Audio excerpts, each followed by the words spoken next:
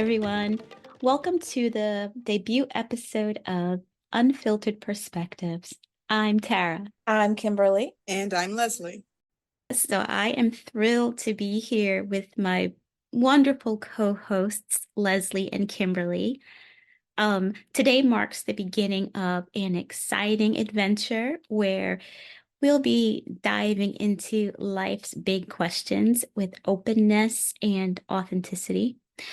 Here at Unfiltered Perspectives, our aim is to spark genuine discussions about what truly matters, from mental wellness and spirituality to personal development and societal issues.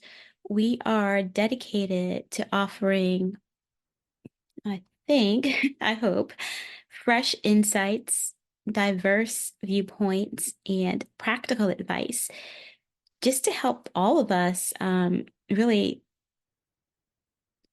learn how to, navigate life's twists and turns, which will happen. Our goal is to foster a safe space where hopefully honesty is key, where no topic is off limits, no question is too tough, and every perspective is welcome. We believe that by, embracing the full spectrum of human experiences, that we can forge, deeper connections, more personal growth, and just really make the world a better place. So whether you are looking for guidance, you're looking for like a shot of inspiration, or just somebody to listen, we're here. Join us as we go on this journey together where real conversations lead to real growth and every viewpoint is valued. Okay, ladies, are we ready? We are ready. So our topic for this evening is what it means to be in your feelings. So let's get into it. All right. How about we start with Tara? What that means to you? What do you think of when you hear someone say you're in your feelings? Well, I think that when it really depends on my mood. Okay. So if I am feeling really upset or angry or um, particularly emotionally charged, it makes me feel angry. It makes me feel defensive, because what it feels like to me is that the person is being dismissive of my emotions, being dismissive of my thoughts and what it is that I'm trying to convey. Um, that's my initial reaction. What about you guys? Kimberly? So I was going to make a joke and I was going to say, so basically when you in your feelings and somebody tells you, you get Yeah, Get it? I do. Yeah. do I ever say that somebody's in their feelings? I imagine that if I say that somebody else is in their feelings, I possibly am being dismissive. But also I try to stay out of what other people are feeling. When I am in my feelings, it means, I don't know, be a little gentle, be a little sensitive. There's heavy stuff happening up in here. Mhm. Mm, What okay. about you, Leslie? So that phrase is somewhat of, if I can say it, a little bit of a trigger for me. And probably because it is very dismissive. It can be, depending on the circumstances, a very dismissive phrase. Mm-hmm. And I was having conversations. I just wanted to get other people's thoughts on that phrase. And here's what I got back. Mm-hmm. Taking an action personally, and the person who says it thinks you're overreacting or overthinking. So Mm-hmm. when someone tells me that, oh, you're in your feelings or you're in your head, that's immediately what I go to. Mm-hmm. My feelings are not being validated. My feelings are not being, that they're being dismissed. And that just angers me more. You're being extra sensitive. Mm-hmm. So that's the negative side of it. Mm-hmm. But when you look at certain situations where people are in their feelings, they may have every right to be in their feelings. If they're dealing with grief, they're Mm-hmm. responding to you from that place. Mm-hmm. It's not always a bad thing to be in your feelings. It really just depends on the situation. I agree with that. Um, I think that a lot of times when, and I guess I'm only speaking for myself, like being in my feelings, and I say that in quotation marks. I think a lot of time, I mean, it's not easy. And a lot of times I think it involves a lot of vulnerability. Mhm. And I think that when that happens, even sometimes I look at myself and the way I react to things, and I get mad at myself and I feel bad about the way I react, and that I couldn't necessarily keep my feelings under control, and that I let them get away from me, so to speak, or the on the opposite end of things where because we're always told like, oh, you got to toughen up, or you're told like, don't let things get too personal, just brush it off.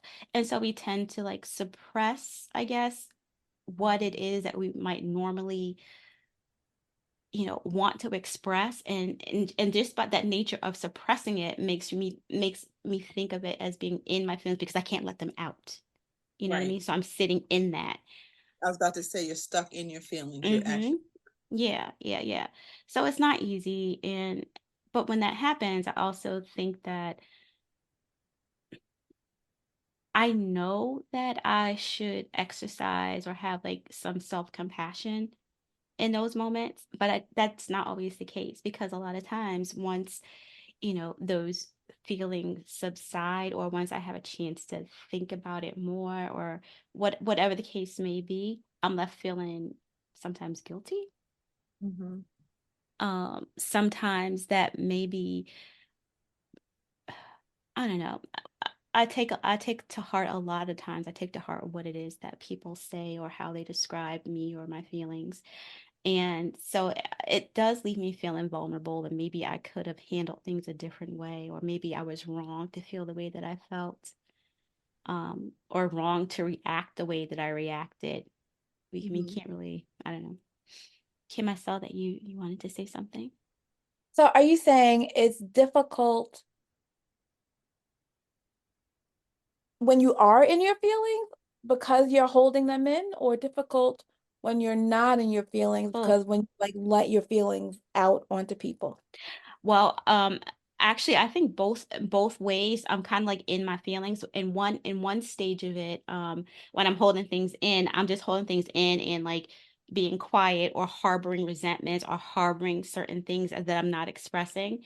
And then in the other instance, when you talk about like I'm letting them out, I'm still in my feelings. I'm angry and I'm feeling what I'm feeling. I'm feeling really strongly, but yeah, and so people still call that being in your feelings, because you're letting your emotions and well, I'm letting my emotions and my feelings rule me, or rule my Mhm. actions. Why are you But laughing? basically any feelings are in your feeling. Having any feelings are in your feelings. Depends on, yeah, sometimes that's how people use it, when they're using it in that negative way, I think. So if you're going through something, Mm-hmm. and you say sometimes you feel bad because of the way you responded to someone or the way you reacted because of whatever it is you're going through in that moment. Mm-hmm. And Yes. that has, I'll come out of it at some point, And I'm realizing, yes, I was in my feelings and I didn't have to respond the way I did, react the way I did, or handle it the way I did because I was dealing with my feelings about a situation. And that's not always I mean, it can be a bad thing. It can be a bad thing at times. On the other hand, though, I'm oftentimes told, way too many for me, that I'm in my feelings. But what I find is that because someone doesn't agree with how I took something or how it affected me, or they're minimizing my trauma, or they don't want to accept their part in causing those feelings, then their defense is you're in your feelings. And that to me is not, it takes me a minute to get past that, because you don't even hear what I'm telling you, because right now you're trying to defend your action and how you participated in getting me here. So it's a defense for some people. Yeah. Yeah. Or an attack. Yeah, that part. Yeah. So do you ever use that for other people? Do you ever? Absolutely not. Never. I will say this. I don't recall a time. I can't think of a time, but very possibly. Very possibly. I think it's safe to say. Yeah. Possibly. You know, and you know, sometimes even if I haven't said it to people, I've recognized when people were, and their responses to me were not, you know, it just wasn't good. But I do try to understand what they're going through in that moment and try to give them a little bit of grace. A little bit of grace. A little bit. Because some people, the way they communicate, it's not they're in their feelings. That's their personality. That's their makeup. And you don't keep getting passes for your makeup. That's just who they are. That's just how they communicate with people. That's just them. What about you, Kimberly? Have you ever been told that or told Have that to I ever someone? been told? So I cannot think of a time when somebody has had the nerve to tell me to my face that I am in my feelings. I mean, people might say it behind my back. Not to your face, right? Listen, but I think I don't know. I pretty much operate from a place where all feelings are valid. I mean, I do. I think all feelings are valid. I also think though, you are in charge of your feelings, not me. So, I mean, I try not to take other people's feelings about me personally. So I can't imagine myself being defensive or accusatory about how somebody else is feeling. Somebody else feels how they feel. I can make a choice about whether or not I'm gonna deal with them in that moment. I don't know if that's answering the question. I mean, I was listening to something earlier today and they use this phrase, butthurt. Yes, I use that phrase. I was like trying to figure out like what exactly do they mean by that? And so like the way that we're talking about in your feelings to me sounds like what I think that person meant by butthurt. Is that like generally the same thing like, you know, my feelings are hurt or but not necessarily only. I'm not sure I understand your question. Sorry. I guess I'm trying to understand the relationship between being butthurt and being in your feelings. I don't think that they're necessarily related. I mean, they could coincide in some cases, but I don't think it's necessarily related. Like, I can't think of an example off the top of my head that would be appropriate here. That would be appropriate. Like I'm I trying really to think that butt hurt is, you know, just your feelings are hurt. You're offended. Why we use that term, I don't know, but there. I'm like, why the butt all of a sudden? Let's But I let's also let's look it up. What does it say? Urban Dictionary talking about butthurt. I love to look things Well, up. it could. Yeah, please look that up. But what I thought Overly, about was like spanked, I, like you got spanked by life. Oh. oh, that's interesting. Overly or unjustifiably offended or resentful. An excessive or unjustifiable feeling of personal offense or resentment. Hmm. Yeah, your feelings are hurt. Is all it is. Yeah, yeah. That's all it I is. mean, I have had somebody say to me, "Oh, you big man," which was like towards the end of that relationship. Mm, Wait, how old are these people? That's my next question. That are using butthurt and what is it, Big Mad? big Yeah. mad. Big mad. But for me, like I said, the whole and Tara knows this, you're in your head or you're in your feelings is something that will put me in my feelings. Of course. Hmm. It's just, it's very dismissive. And It for is. me, it's disrespectful for me. I Yeah. agree. I agree because in the times that I've heard that used, it's only ever been used in a dismissive way to shut down Right. your argument, to shut you Right. down, to shut down your feelings. And yeah, that is disrespectful because you're telling me that what I have to say and what I feel are not valid. And who are you to judge what's valid? Right. What makes you the arbiter here? Um, Yeah. that's But not that's even what bothers me about it because why do you get to decide how I should feel? Why do you get to decide how I should express my feeling? Right. Right. yeah. I think That that's what I realized it for me that the idea that to use that phrase right is to speak for somebody else's feelings, which hmm is which is disrespectful and dismissive. hmm Yeah. uh-huh. Yeah. I was kind of leery of using the word disrespectful, but that's what it is. It is Mhm. disrespectful. Yeah. That being said, when someone describes someone as or that phrase itself, not necessarily describing somebody as, but that phrase itself, being in your feelings, do you guys think it is always it doesn't have to be a negative thing? Kim, you want to go? I mean, I'm open to the possibility that it's not, but I'm trying to think of a situation when it would not be. I mean, if Mhm. I'm using it to describe myself, because but would I don't even know that I would use that phrase. So here's the thing. I actually wouldn't use that phrase. I wouldn't use that phrase to describe my own feelings Mhm. because I have really been working on identifying the actual feeling.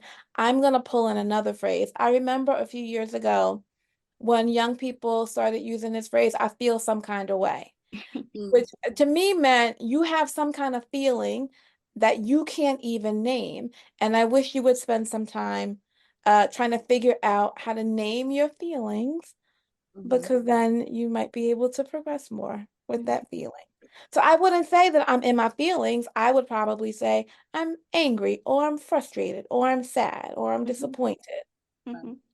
And that's interesting because when I asked the question to someone what that phrase being in your feelings mean, and their response was, you feel some way about something or someone. And Mhm. and Mhm, my thought was, what way? Mhm. mhm, What? mhm. Mhm. Yes, identify what that feeling is. Yeah. But I Yeah. think a lot of times we don't necessarily have the language to do that. Hmm. And so, but yeah, like you said, maybe spend some time trying to figure out that language. But it's not easy for a lot of people to do. And But when you're in the heart of things and in heart of a conflict or the heart of, anything that's highly emotional, you don't necessarily have I don't want to say the time, but the what is the word I'm looking for here? Bandwidth or Yeah, let's use that one, the bandwidth to examine that or to reach for that.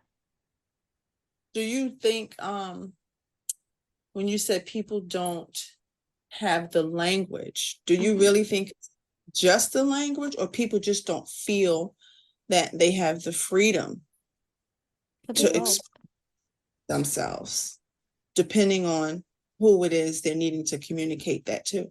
Like they feeling a need to shut down, Hmm. Yeah. you know? They don't feel Hmm. they don't feel they don't feel they're supported in being honest about what it is they're feeling. They probably can identify it, but don't know what the repercussions of that would be. That's a mm, very good point.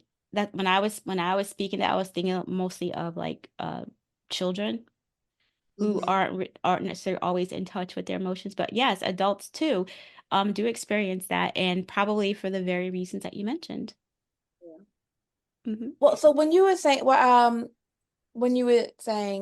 in the moment people can't pull out that feeling, Hmm. I think not just children, but any of us when we are activated, Hmm. right? When we're activated, the part of our brain that is able to name our feelings is not the part of our brain that's working, Hmm. child or adult. I also think it's true though that the more practice we have doing it, Mhm. then the better we are able to do it when we're activated. But also, right, I'm not gonna do it, even if I know how, if I'm Mm, unsafe to name it. exactly. And that's a good point you make about the more practice you have, because then it becomes habit. You don't have to reach for it because that's a tool that's immediately there for you to pull out of your arsenal. Right. Mhm. Awesome. I was thinking also that it is not being you feel does carry like negative connotations in some contexts, because it does imply that people are being like overly emotional, they're being reactive, they are, just not thinking logically or rationally because they are being fueled by something else. Um, but I think that in the context of speaking about relationships, speaking about mental health, um, it could be used in a more neutral way,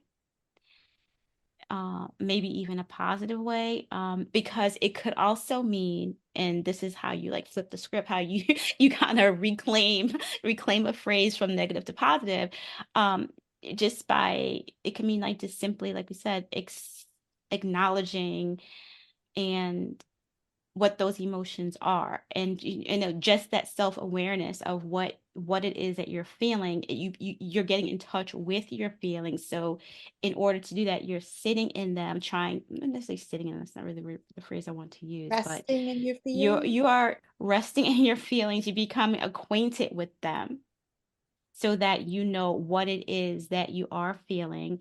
You recognize what situation, what words, whatever triggered, triggered those feelings, so that you can then, when faced with it again, be prepared to react in a way that you feel better about. Let me give you an example of which he would probably never listen to any of us. My 16-year-old, okay, an example of him being in his feelings. He runs track, Hmm. and he had a track meet, and he does very well, except for this particular meet where he got a cramp midway, and he came in last place.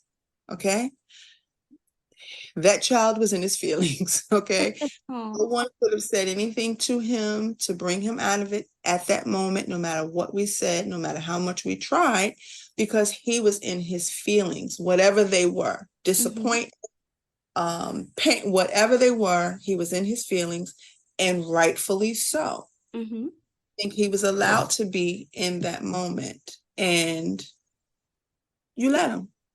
Yeah. If he was a little snappy, a little down, a little whatever, all that comes with that in that moment, you let him. It wasn't necessarily to say that he was in his feelings, wasn't necessarily a negative thing. It was just a real thing in that moment. All right. So it wasn't that I think is neutral, Hmm. if you agree. I do agree.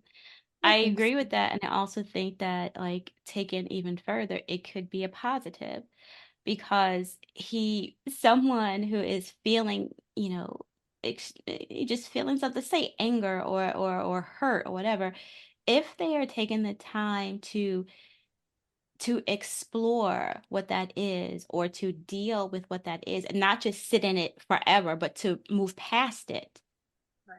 Right. then that could be a positive thing because you learn from that. Mhm. You learn how, what happened to make you feel this way and how to maybe change the situation. If you can't change the situation, how to, when you're feeling this way again, how to move forward in that or from that. Yeah, because he felt very defeated in that moment and just Hmm. felt awful. And we gave him a minute to had you say, Kim, rest in his feelings. You're a little snappy with us right now. We're gonna give Hmm. you for about an hour. And then we Yeah. and then we worked it out. We Hmm. worked, and next time this is what you're gonna do, and it's okay. It's one time. We walked him through it. We talked him through it. We understood his anger. We understood his disappointment as he went from one feeling to the next. You Hmm. know, so justified in feeling how he felt. Yeah, people's feelings are valid. And also, like, there's nothing wrong with, people say, oh, you have, like I said before, brush it off, you have to move past things, whatever. But there is nothing wrong with feeling emotions. We are human. That's what we do. I think the trouble comes in if when we rest in them I don't want to say too long, but too long, or we don't get anything out of it. We just all we're doing is sitting in it and we're not learning from it. We're not growing from it. We're just using it, letting it hold us back or hold us down, as opposed to using it as a source of growth or a Exploring catalyst your for growth. feelings, processing your feelings, All of that. not being stuck in your feelings. Maybe I Yeah. should, instead of saying in your feelings, I should just like assume that the word stuck precedes it. Stuck in Mhm. your feelings. Are you just stuck in your feelings? I'm gonna give you an hour. Give your hour to Or explore that. yeah, yeah, yeah. And Good stuff, I lady. I was thinking about, because I know that part of what we wanted to do here was to, talk about our thoughts or whatever, and how it relates to the world. But I also wanted to think about this a little bit. I did want to, just mention here as far as feeling emotions and talking about being in your feelings, or just understanding and managing emotions, and what does scripture or people's spiritual guidance have to say about that. um so I turn to my spiritual source, which is the Bible, and I found a few things, and I think that one of them that speaks to me, or that spoke to me, is from Ephesians chapter 4, verses 26 and 27. And it says, be angry, and do not sin. Do not let the sun go down on your anger, and give no opportunity to the devil. And that might be like a kind of some strong language there. I don't know. But basically, what drew me to that was simply because it acknowledges that, that the reality of experiencing emotions such as anger, that the Bible itself encourages managing them in a way that, you know that honors God. So I mean, to me, that just means that, like, yes, people are going to be angry. It's something that is natural. But it's something that you don't have to just sit in. You don't have to deal with or grapple on your own. It's okay it's okay to feel them, and it's okay to have these struggles, but you can turn to another source to help you with that. Awesome. Anything to add, Kimberly? No, I am. Are you trying to get me into an argument about Ephesians? You will I'm not. not. I am not. I mean, I would turn to different sources. No, yes, I understand. Yes. Um, I'd be like, you want to activate the parasympathetic nervous system with some deep breathing, but whatever. Well, let's learn to respond and not react. Yes. I think that's a good place to end.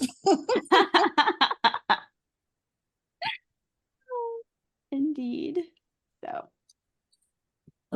All righty, ladies. This was interesting, amazing, informative, and all of Oh, those. are we supposed to say our ending thing? Like, thanks for listening, or say it later. I didn't give you the signal, girl. All right. So, Oh, as we wrap up this discussion on being in your feelings, we want to thank you for joining us. If you've enjoyed today's episode and want to stay connected with us, please be sure to follow Unfiltered Perspectives on your favorite podcast platform and subscribe to receive notifications of new episodes every Thursday at 9 a.m. We also thanks. Oh, no, not yet. We also invite you to join the conversation by submitting your questions, your comments, and any topic suggestions to unfilteredperspectives@outlook.com. Your feedback is important, and we look forward to hearing from you. I'm Tara. I'm Leslie. I'm Kimberly. Thanks for listening. Until next time.